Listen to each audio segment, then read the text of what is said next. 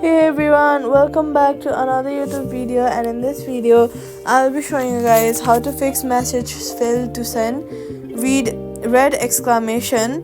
First of all, tap on the message that you're about to send and then retry.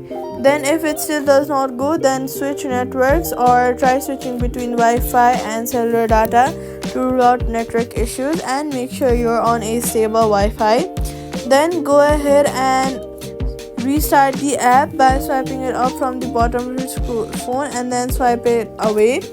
Then go ahead and open your app store, search for Messenger, and make sure the Messenger app is updated to the latest version. Safety tip: do not paste suspicious links into messages. Quick fix: copy the message text, restart the app and send. And that's it. Subscribe for more.